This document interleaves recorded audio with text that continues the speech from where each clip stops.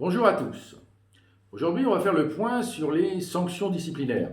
Ce n'est pas un sujet forcément très compliqué à organiser sur le plan technique, réglementaire. Ça l'est un peu plus souvent sur le plan humain ou managérial. Mais de toute façon, c'est quand même pas un sujet que vous voyez tous les jours. Donc même si c'est pas très compliqué, il faut se remettre à chaque fois dans le bain pour être sûr de ne pas faire de bêtises. Et là, l'idée, c'est de vous faire acquérir des réflexes sur un schéma assez très simple sur ces fameuses sanctions disciplinaires. Dans ces sanctions disciplinaires, en fait, officiellement, de par la loi, il y a les licenciements, causeries sérieuses ou fautes graves. On n'en parlera pas aujourd'hui, ça vaut un chapitre en soi, tellement c'est compliqué et un peu difficile à mettre en œuvre. Donc on en parlera une autre fois. On va se concentrer, entre guillemets, sur les plus petites sanctions disciplinaires. Alors, d'abord, avant toute sanction disciplinaire, il y a aussi, et je l'encourage, moi, sur un plan opérationnel, c'est pas dit dans la loi ou quelque part, c'est qu'il faut d'abord recadrer le salarié sur un plan informel. Parce que c'est bien sûr, vous construisez ou vous avez des relations et vous construisez malheureusement un dossier parfois parce que les salariés font des erreurs. Donc vous gardez les preuves de ces erreurs, ça peut arriver. Et puis il y en a plein d'autres, vous ne les gardez pas, vous le faites de manière informelle, vous prenez le salarié 10 minutes, un quart d'heure dans votre bureau, dans un coin de l'atelier, et tant mieux, la plupart du temps ça suffit à régler les problèmes, 9 fois sur 10. Et puis vous êtes dans votre rôle de manager tout à fait normal. Ce n'est pas la peine de s'écrire à chaque fois des recommandés, et vous pouvez fonctionner comme ça. Et puis de temps en temps, vous avez besoin ou envie d'aller un peu plus vite, et ça prend la suite. Simplement, sur cette première partie de recadrage opérationnel, l'idéal, c'est de le marquer quelque part. Parce que vous ne le faites pas par écrit, et tant mieux. Je ne parle pas d'entre deux portes. Hein. Et Robin, tu te fous de ma pomme, tu as vu l'heure à laquelle tu es arrivé. Ça reste comme ça entre deux portes, tant mieux. Et puis des fois, comme justement Robin, ça fait plusieurs fois qu'il arrive en retard, vous le prenez 10 minutes dans votre bureau et vous le recadrez. Si vous avez des clients, si vous avez une équipe, vous lui dites voilà, c'est important, c'est du respect pour les autres, le discours habituel. Et ça, l'idéal, c'est de le marquer. Vous ne marquez pas tout ce que vous avez dit, vous mettez juste 28 juin, 14 heures, recadrage avec Robin. Le fameux Robin. Je l'ai pris tout à fait au hasard. Hein. Je n'ai rien contre les Robins, ni contre qui que ce soit d'ailleurs. Je prendrai des exemples à chaque fois.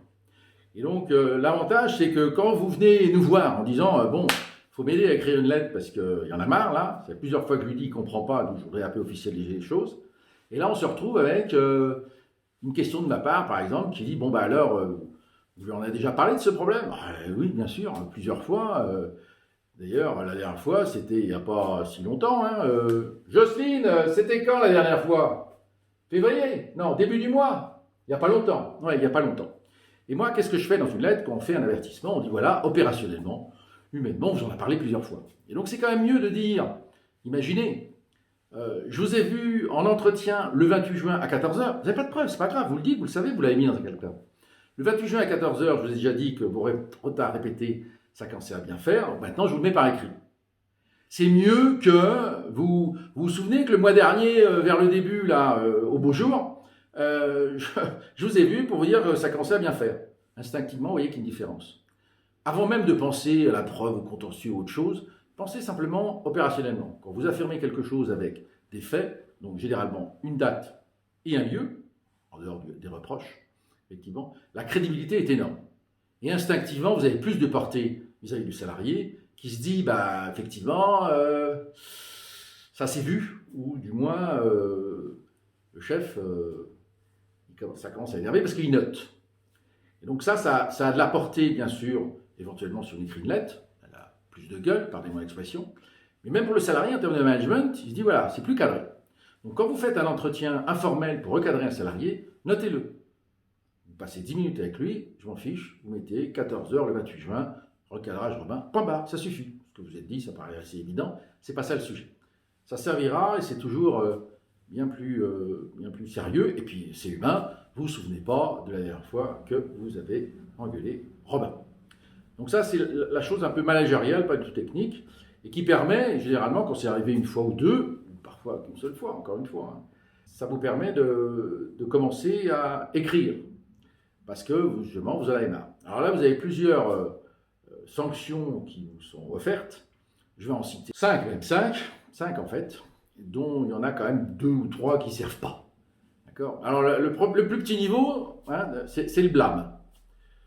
Le blâme, à titre personnel, je ne suis pas très fan parce que voilà, je ne vois pas comment j'écrirai aux salariés et je vous colle un blâme, je vous notifie un blâme, ça fait un peu école. Ça existe. Donc, s'il y a des amoureux un peu des temps anciens, c'est une mesure des années 80, eh bien, ça sera avec plaisir qu'on vous aidera à le rédiger. Mais un blâme, ça ne sert pas à grand-chose, ou du moins, ça n'a pas une portée terrible. Après, vous avez l'avertissement, si je monte un peu. Bon, ça, c'est connu. Généralement, c'est utilisé en premier niveau. Et puis après, vous avez une mise à pied. Donc, une mise à pied, on retire le salarié. On lui dit, vous êtes 3 jours de mise à pied, c'est-à-dire que pendant 3 jours, il ne vient pas travailler, par exemple.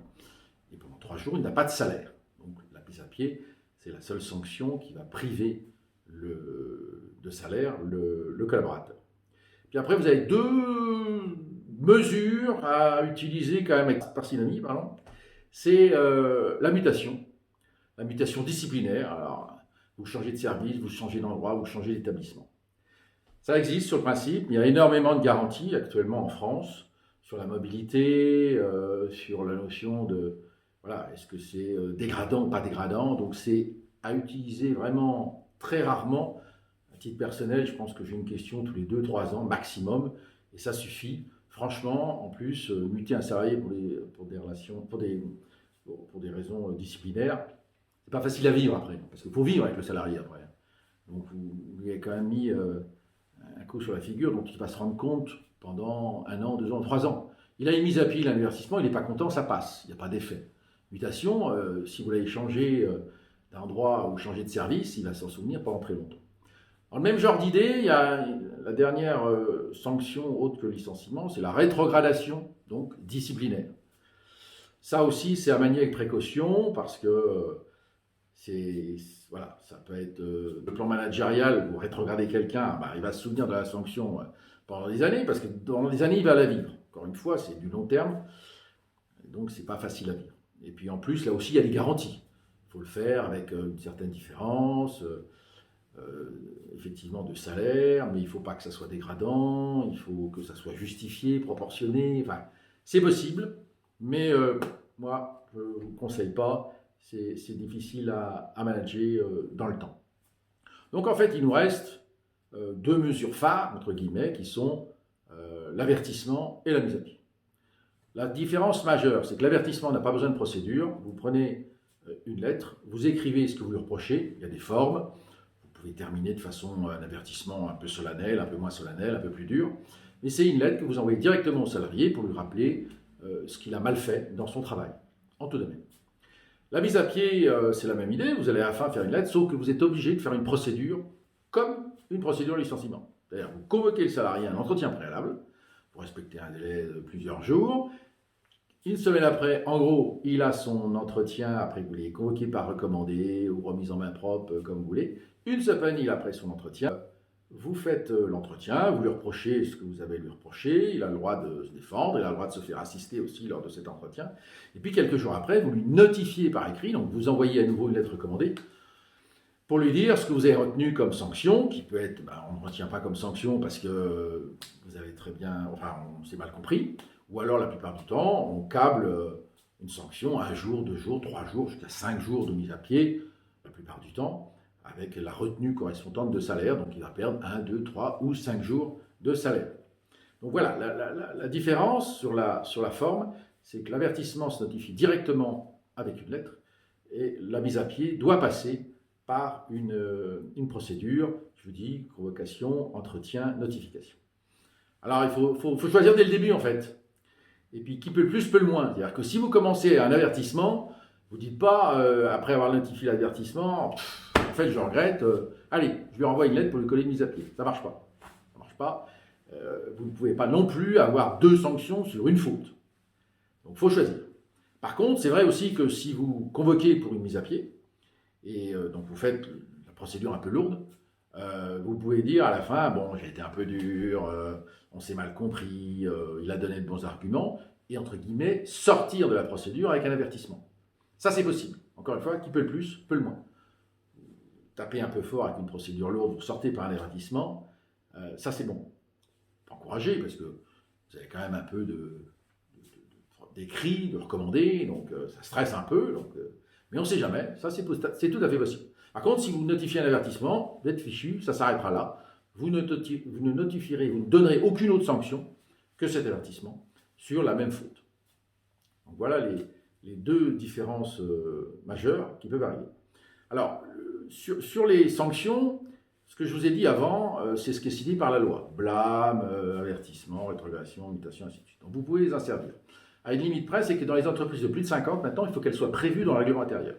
Donc si vous êtes plus de 50 et que vos sanctions ne sont pas clairement listées dans le règlement intérieur, eh bien vous n'arriverez pas à les appliquer, ou du moins, si un salarié est remis en cause, il pourra y arriver.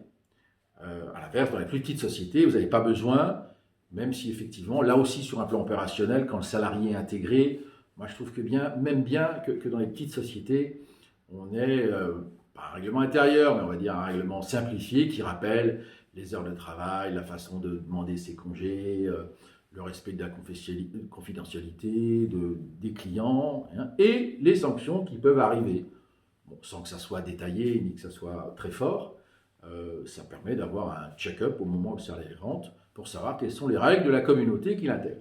Dans les entreprises de plus de 50, mais la plupart doivent le savoir, il faut absolument que les sanctions soient notées. Et en matière de mise à pied, il faut dire si au maximum c'est 3 jours, 5 jours ou plus dans la société. Alors à titre personnel, je vous conseille de ne pas faire plus de 5 jours parce que 15 jours de mise à pied, c'est compliqué en termes de salaire. Et puis, le cas de problème, ça peut être considéré comme un peu abusif, quoi, d'enlever la moitié du salaire d'un salarié. Parce que vous pouvez aussi recommencer. Donc, imaginez, vous faites ça 3-4 fois dans l'année, il n'est pas prêt de voir son 13e mois, il n'est pas prêt de voir son 12e mois, et ça se trouve, il va passer à côté de son 11e mois. Et ça, la législation, elle n'aime pas trop. Donc, moi, mon conseil, c'est plutôt d'arriver sur des maximums de mise à pied de 5 jours et de s'en tenir là. Dernière chose, il faut effectivement un peu graduer. Ce n'est pas obligatoire.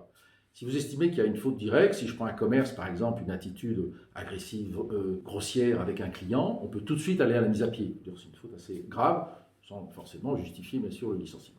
Si ça fait plusieurs fois qu'il est en retard, on peut faire un avertissement. Donc il faut doser les choses, et en même temps, on n'est pas obligé de commencer par un avertissement, d'aller à la mise à pied et d'aller au licenciement. Il y a des actions, des comportements qui justifient immédiatement un licenciement, d'autres immédiatement une mise à pied. Et donc, la plupart du temps, on peut aussi commencer par l'avertissement. Sur la plupart des cas, de façon un peu pratique, quand c'est un comportement qui revient, au début, vous faites un avertissement. Au début, vous me prenez 10 minutes dans le bureau pour le recadrer. Après, vous faites un avertissement. Et puis, vous faites une mise à pied. Et puis, ça continue. S'il n'a rien compris, un jour, vous arrivez au licenciement. Mais ce n'est pas obligatoire. C'est une façon de travailler. Et ça dépend, encore une fois, de la sanction que vous voulez faire noter et sanctionner. Et ça nécessite un peu de justice par rapport aux salariés et par rapport aux autres. Là, par contre, sur un plan managérial, il faut toujours faire un peu attention, de se dire, avec ce salarié, comment, s'il a eu quelque chose il y a 2 ans, j'ai réagi, et comment, avec un autre salarié au même moment, sur une autre faute ou même faute, j'ai réagi. Pour que vous arriviez à avoir une petite échelle qui paraît un peu juste, entre guillemets, extérieurement, qui est fait avec vos critères, hein, vos critères liés à votre activité, votre entreprise, c'est pas grave. Les salariés raisonnent par rapport à leur environnement, mais il faut que dans votre environnement, vous essayiez d'être juste. Et dans ce cas-là, si c'est juste, encore une fois, c'est moins grave d'être dur, parce qu'on l'accepte. Encore une fois, j'aurai l'occasion de nombreuses fois de le répéter, ce que les salariés, on les comprend, ont du mal à supporter, c'est l'injustice. Donc si vous êtes dur mais juste, ça passera toujours mieux. Et c'est là-dessus qu'on peut aussi, bien sûr, vous accompagner. Voilà, si vous avez aimé, vous n'hésitez pas à vous abonner à la chaîne. Vous pouvez aussi liker et partager. Et si vous avez des commentaires sur la vidéo, on s'efforcera d'y répondre. Merci, à bientôt.